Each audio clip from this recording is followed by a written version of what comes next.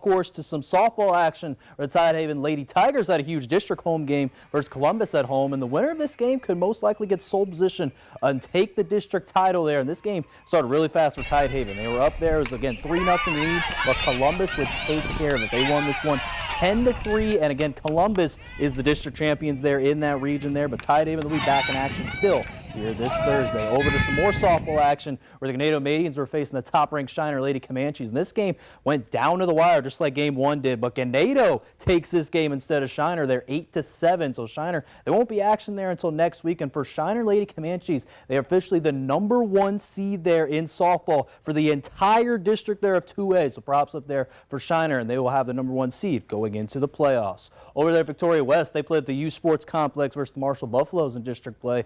This one would be a good, easy win there, Victoria West. They won 11-1, and they're going to be back in action against top-ranked Lamar Consolidated there on Thursday. Over to the St. Joseph Lady Flyers, who traveled all the way out to San Antonio. And guess what? For the Flyers, props up to them. They are district champions for back-to-back years after winning their 11-0 today.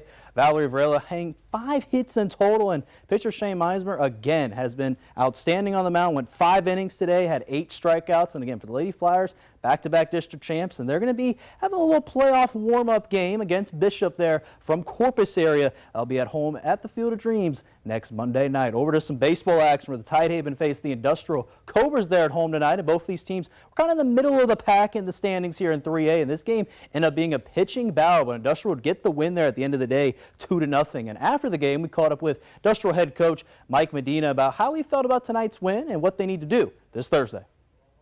Great being able to come in here and get the win. This isn't an easy place to play at all. Tidehaven had their guy up on the bump, and he does a good job of hitting his locations, and we're eligible next week. But I mean, right now we're just worried about Thursday, being able to get Tidehaven at home and be able to do what we did today here or there. And Industrial hoping again they get that sweep versus Tidehaven there on Thursday night. That'll again actually be at Industrial there at 7 p.m. And then finally, how did both victorious teams do there in the baseball area? Well, first Victoria West, they beat up Marshall. They won this game 26-0. And again, they had some big time hits from Dominic Martinez and everybody else. They're going to be traveling to Marshall High School there on Thursday night. Over to Victoria East, they travel to Lamar Consolidated tonight, and Victoria East coming in is ranked in the top 25 in the entire state of Texas in 5A right now, and they showed it because they won 13-0 tonight, and Ryan Steele led the way for the Titans, and also they scored 6 runs alone in the first inning to get